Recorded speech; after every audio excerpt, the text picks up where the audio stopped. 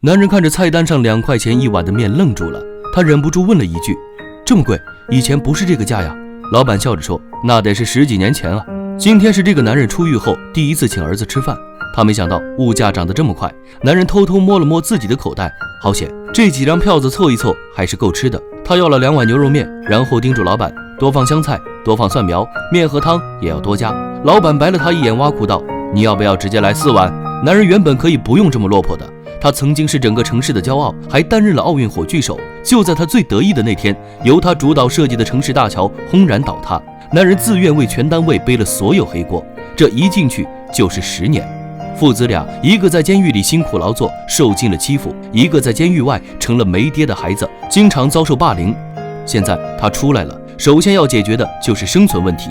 曾经他是最优秀的工程师，现在不过是个刚出狱的无业游民，谁都看不上他。面试官一边吃着外卖，一边漫不经心看着他的简历，一不小心将米线撒在了简历上。男人讨好似的说：没关系，没关系，我还可以重新打印的。对方看了他一眼，直接将米线和简历一起丢进了垃圾桶。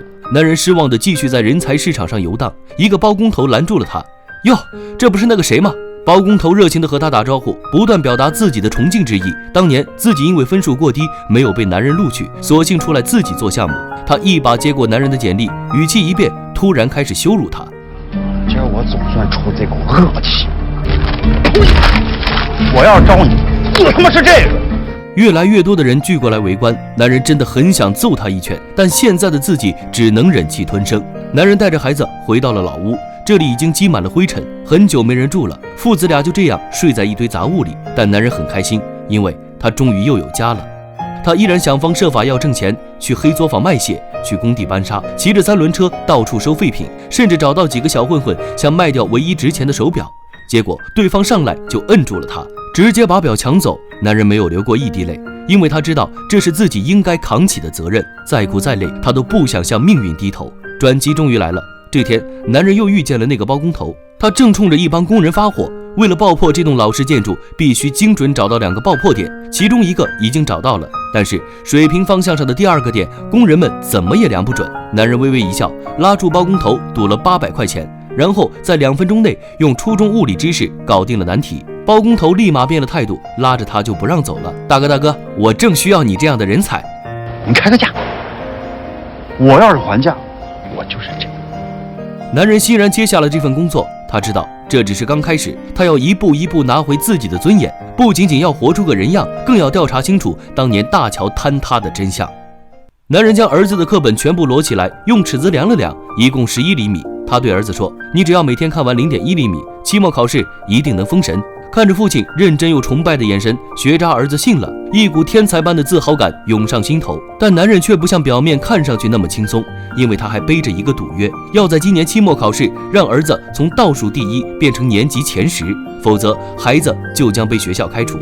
赌约是和教导主任定的，这是个以分数评判一切的老头，在他眼里，煤球再怎么洗，永远变不成钻石。他等着看期末考试后，这对父子被狠狠打脸。男人的教育理念却恰好相反，在他看来，考上好大学只是过程，不是结果。人生就像射箭，梦想才是箭靶子。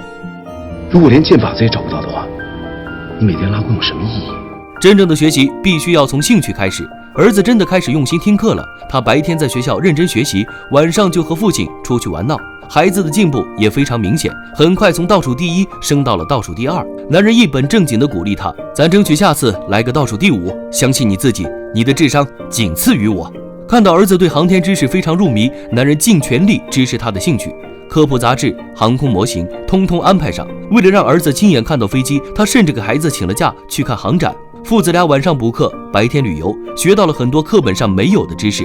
然而在返回的途中，一场100年不遇的暴雨差点让他们天人永隔。男人和儿子走散了，洪水将孩子困在一间平房里，生死一线。抗洪部队已经在组织群众撤退，但男人却迟迟不肯离开。他一把夺过喇叭，站在堤上，冲着远方大喊：看看你身边有什么，想办法，你一定行。儿子听到了父亲的呼喊，他看向自己周围，努力保持冷静，用门板绑上被单，做了一个简易的木筏。这不是任何一本教科书里的知识，但这个10几岁的孩子却用它保住了性命。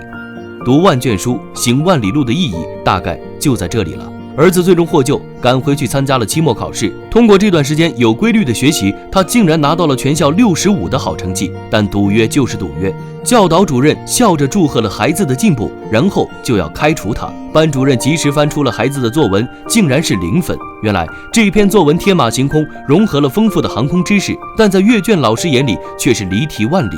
教育局的几位领导刚好也在视察，他们商量了一下，每个人都给作文打了一个分数，有给0分的，有给满分的，最后取平均值，依然是一个不错的分数。把作文得分再加上去，儿子真的冲到了年级前10。男人的赌局赢了，他真的创造了奇迹。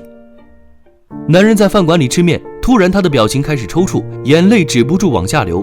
他已经10几年没有哭过了，今天这是怎么了？男人忽然放下筷子，冲进身后的包厢，对着一个胖子就是拳打脚踢。他杂乱地挥动着拳头，声嘶力竭地质问着为什么，好像要喊尽一生的委屈。而这个胖子只是不断重复着对不起，对不起。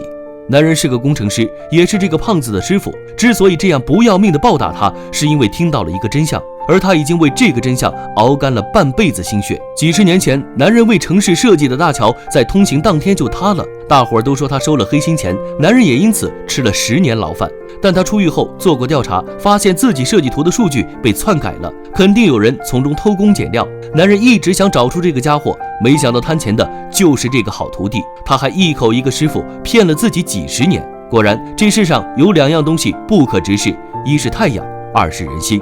男人曾不止一次要求上诉，但当地有关部门却在不断踢皮球。他一次次奔波，一次次准备材料，得到的只有同一句话：你让他们再出具一个这方面的证明，这回我们商会一定认真的讨论研究一下。男人急了，一把抓住局长的手，低声下气求他再想想办法。推搡中，热水瓶掉地上了，男人立刻被几个保安架了出去。他失落地回到家里，刚打开灯，一群人就涌了进来，都是附近的街坊邻居。男人知道自己是大家眼中的败类，出狱后他一直很低调，每天偷偷回来住，在自己的家里不敢大声说话，也不能发出巨大的动静。今天不知道怎么了，这些邻居竟然发现了自己，大家七嘴八舌嚷嚷着：见鬼了，快滚出去吧，你还有什么资格住在这里？男人终于怒了，他一把推倒架子，冲着这些围观群众大声呼喊：我不会认输的，来啊，来！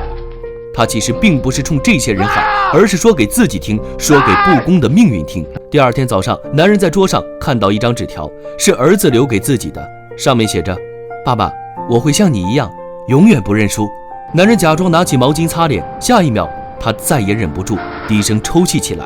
这些年的苦与累似乎都值得了，就让自己偶尔脆弱一次吧。日子就这样一天天过着，他不断要求翻案，一直熬到了白发苍苍。男人没有想到，自己寻找的真相会在几十年后的小面馆里爆出来。警方终于接受了男人的申诉，参与行贿的副厂长也被逮捕了。通过他手里的账本，男人终于成功翻案。只是这迟来的正义代价太大了，他的头发已经花白，脸上布满了皱纹，而人生最美好的10年也是在监狱中度过。但他从没想过放弃深渊，因为生命有限而尊严无价。这是一个永不认输的男人，希望每个处在低谷的人都能从他的身上获得继续前行的勇气。好了，今天的节目就到这里，我是独立鱼，记得点赞关注，陪你看电影。